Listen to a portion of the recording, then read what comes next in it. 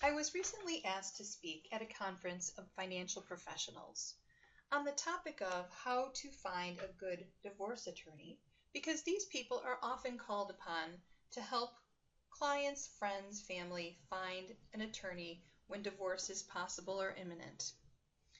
Rather than addressing the attorney issue, however, I believe that it's more important at a preliminary stage to help people understand the different ways to get divorce.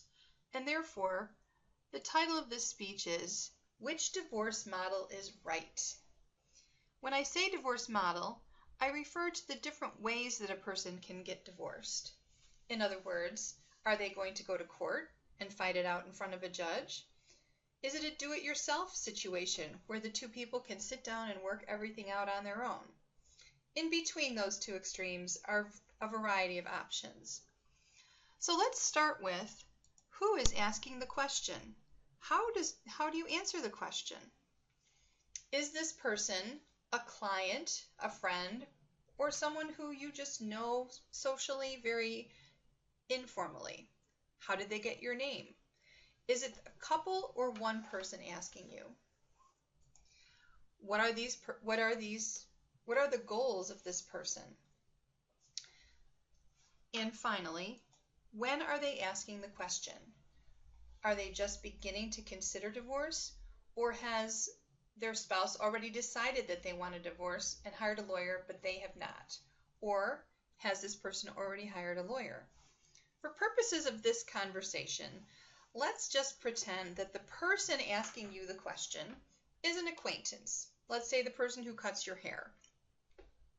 And they're asking you at a point when both they and their spouse are considering divorce but have not hired attorneys. It leaves the field open for multiple answers rather than assuming that they're already in the litigation system. So I submit to you as a financial professional that they're going to want you to tell them the outcome. They're going to ask you things like, well, can I keep the house? What will I be expected to pay my spouse in maintenance or in child support? They want you to predict the outcome. And that's what they want their attorneys to do. When they hire an attorney, when they look for a referral, they are generally hoping that that person can predict the outcome of their case. Well, I have come up with an equation, and I believe that the outcome of their case is a function of the facts, the process that they choose, and the people that are involved in the process of getting them to the outcome. Now, we're going to talk about a theoretical family. Boy and a girl, they meet each other, they fall in love. That little star is that spark when they can't get enough of each other. But this couple is not going to just date, they're going to go and get married. When they get married, they automatically invoke the jurisdiction of the place that they live. So if you're in Illinois, Illinois law applies. If you're in New York, New York law applies. If you're in California, California law applies.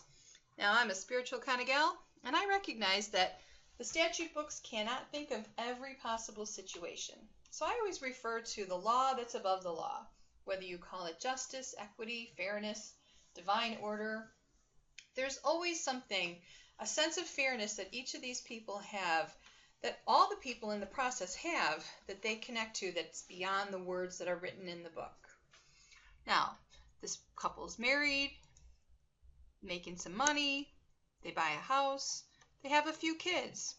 They might save some money, a 401k or a retirement plan, maybe some stocks and bonds, and maybe a credit card here or there. And let's use the symbol of the treble clef to indicate that one of these people has a small business. I'm going to pretend that mom has a piano teaching business. Now, they are married and things are going along until one or both decides that they want to get divorced. Now, we won't go into the whole story behind that, but let me just point out that when they got married, they went either to the courthouse or to a church, and the judge said, you are officially married. Well, when it comes to divorce, that occurs when this couple goes to court and they obtain a judgment for dissolution of marriage. The judge says you are no longer married. And generally, if there are children, it will be comprised of two major agreements, primarily a joint parenting agreement and a marital settlement agreement, because we know that the majority of family law cases do not go to trial. Generally, the people come to resolution on their own and develop a plan for how their lives are going to look after the divorce. And I show you this picture because we have the same two children, we have two people, but there's no longer that little star that says that they're joined together. They'll probably each have their own house, they'll each have their own income, they'll each have their own savings, their own credit card debt, and I left the business over there with mom. So after the divorce, the agreements and the sense of fairness, the law is out there, and they now will be living their lives according to a new normal. Now, how do we get from point A to B? I'll go through this quickly, assuming that you as a financial professional know about these formats, but you can share it briefly with your clients, because the meat of this particular talk is how to help them choose which path to go down. Litigation is the default. I call that the Perry Mason, LA Law, Boston Legal method. We all know what that looks like. It can include various different types of cases. I say that whenever a case is within the judicial system, it's litigated, whether the people know what they're doing or not. So we have pro se cases where both parties are representing themselves, either with someone or without someone helping them, but the key is that both of those people are not formally represented in court, but they are taking their case to court to have the judge approve it. One lawyer drafting cases, we know what those look like, where one of the people, in this case the husband, hires an attorney. The other person remains unrepresented and is therefore considered representing themselves. This is generally a low conflict situation where the two people can work it out on their own, and they're just hiring a lawyer for drafting and to get them through the system. Another type of litigated case I would consider is what we call cooperative, where both parties have lawyers and those lawyers settle, but the case is taking place within the judicial system. Pleadings have been filed, and it's possible that there may be subpoenas, interrogatories, notice to produce, and a judge may be called upon to resolve issues along the way. Finally, we have the highly contested matters, which is War of the Roses, when both sides have going great guns and trying to get the most that they can. Looks like this. Each party has a lawyer, they're talking to their lawyer, the lawyers may be talking to each other, and generally people are working towards settlement, though it may be on the courthouse steps. And the game is Judgment for Dissolution of Marriage. This is the document that states the rules, where the parents are going to live, the kids are going to live, and the marital settlement agreement where they take care of the financial pieces. Another way to get divorced is called mediation. In mediation, there's another person, a mediator, who is neutral, whose job it is to facilitate conversation between the parties. Parties may or may not have lawyers in the background, giving them advice as they sit at the table and negotiate. Ultimately, they have to make the same decisions: where the kid's going to live, who's going to have time with them, and they're going to have to decide what happens with the assets, the debts, and how the monthly bills are going to be paid, whether by child support, spousal support, income, whatever. Finally, for my purposes today, is description of collaborative law. As financial professionals, you've probably heard of this term, and allow me to explain it so you can help your clients learn. It looks a lot like litigation because there are two parties and there are two lawyers. But notice these lawyers are blue. It means that they've been trained in the collaborative law process and they've been retained by their clients for settlement only. A collaborative law case begins when the four people sign a participation agreement that says we will not go to court. If either side wants to file a contested motion, the collaboration is over, and it keeps the lawyers focused on settlement. There is no judge to issue subpoenas, so all disclosure is full and voluntary. We also engage in good faith negotiations. And finally, in terms of mechanics, often the collaborative case proceeds via four-way meetings, where typically a lawyer for the wife could not speak directly to the husband, and a lawyer for the husband cannot speak directly to the wife. In collaborative law, there are meetings when all the people are in the same room and we have a problem-solving approach. A team approach, some collaborative cases use professionals that are not lawyers. There may be a mental health professional whose job it is, a child specialist who is neutral to help the parents work out parenting plans, and if appropriate, they may speak with the children. Coaches, a neutral coach can help the couple learn communications. It may help the whole team with dynamics. Mental health professionals can be individually hired for each party. The wife can have a coach, the husband can have a coach. And then finally, a financial specialist who would be neutral and helping the whole team. You don't have to have all these different players. And I see cases sometimes where there's just 2 lawyers and a financial specialist. So for now, we'll just use that as our example. The ultimate result is the same. Judgment for dissolution of marriage, where we have decided where the kids are going to live, how they're going to parent, and the financial details have been worked out. In the end, the law and the parenting agreements are what helps this couple make their decisions going forward. Now, I'll say, as a financial professional, when someone comes to you and asks about what type of process there are, you can hopefully explain these different types and help them choose.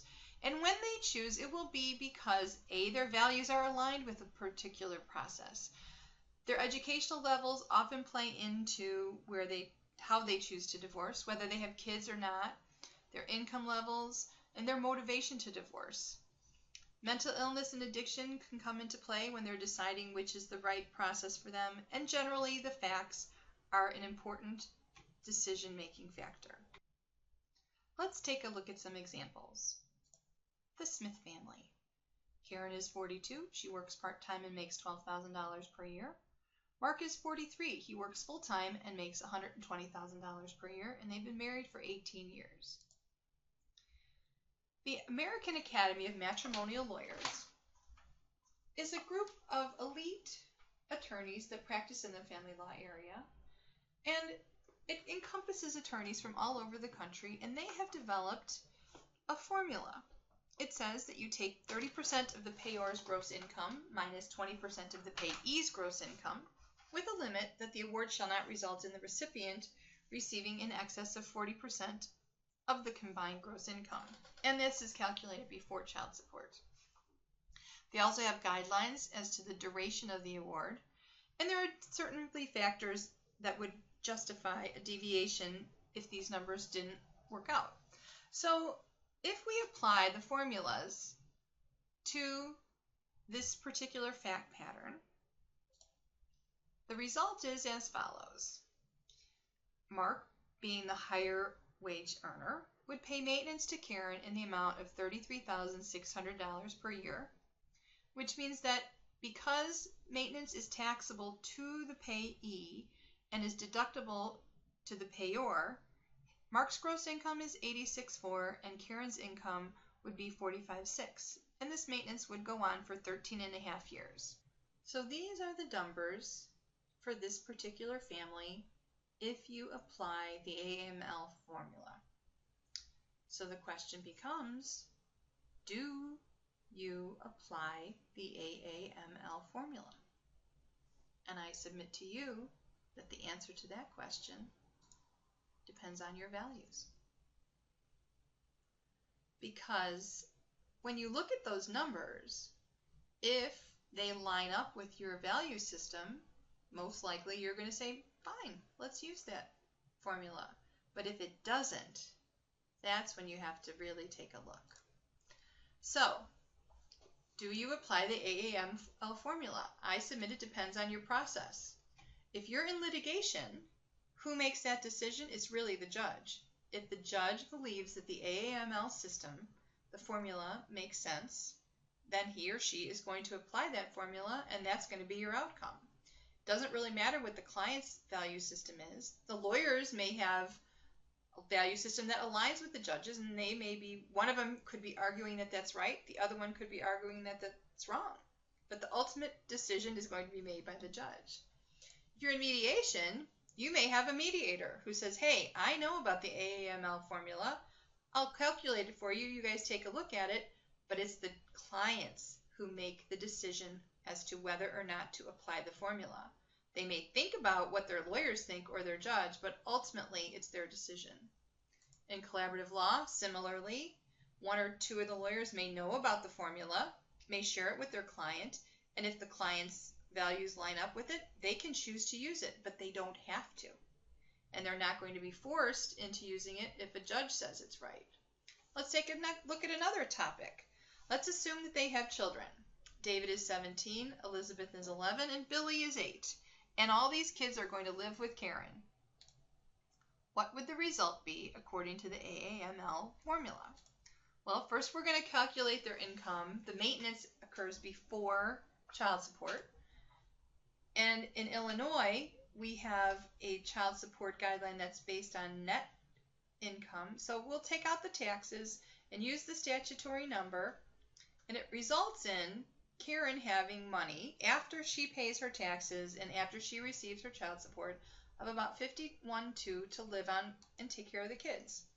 Mark has what his gross income minus his taxes minus the child support he pays. He's got about $41,300. So again, I ask you, do we apply these formulas? Do you use guideline child support? Well, it depends. First, it's going to depend on your system. Are you in litigation? Because if the judge wants to use it, the judge is going to use it. Are you in mediation? You can still use it if the clients want to. And in collaboration, you can still use guideline child support. If that's what lines up with the client's values, the lawyers are on board and they know that the judge is going to approve that. But you don't have to. So let's take a look at some unusual situations.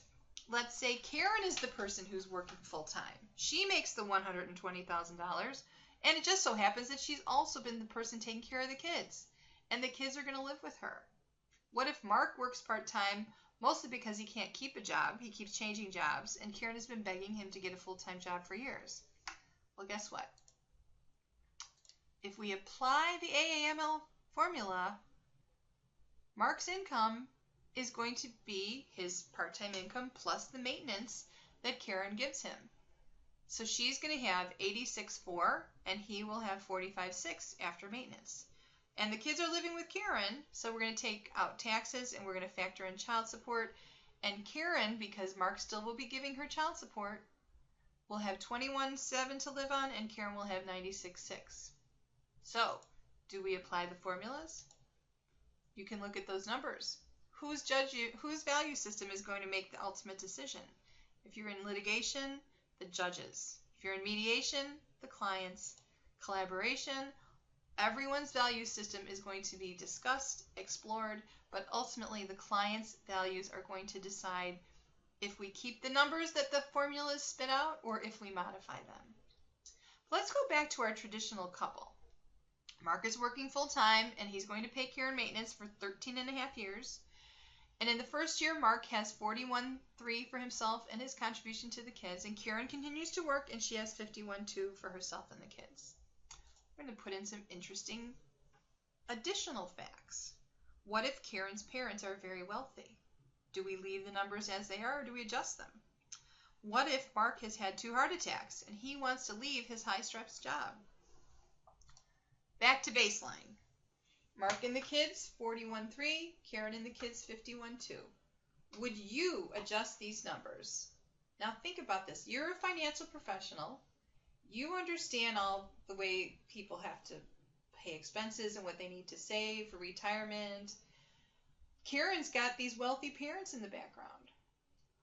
Should the fact that her parents buy presents for the kids and take her on vacation, should that cause an adjustment, giving her less and giving Mark more? What about Mark's health? These numbers are based on him continuing to work at $120,000 per year. Does the fact that he wants to scale back and take a lesser stress, lesser paying job come into play? What about the fact that Mark has a new love interest? He's got someone on the side. Would that matter in litigation? Would that matter in mediation? If they're in collaboration and he wants to give Karen more money just so he can get out, That's his value system that gets to play into that. Now, finally, I throw this one in because I find people have a lot of different values around this. The eldest child's college choice. If you remember, the oldest child is 17 years old, so he's going to go off to college soon. Do they have money saved? Are Karen's wealthy parents going to pay for college? Should college savings be pulled from either of their budgets on a monthly basis to make sure the kids can go to college? All those questions really are answered based on a person's value system. And therefore, I submit to you that the answer to any of these questions, the outcome, is going to be a function of which process they have chosen. Divorce is not one size fits all. Help the person who's asking you for the lawyer, or asking you what he or she should do, or asking you what's going to happen, to first identify what they are hoping for. What are their goals for their life, for their children? And then help them find a process that's going to help them meet those goals and the people that can help them resolve their problems. Thank you for your time.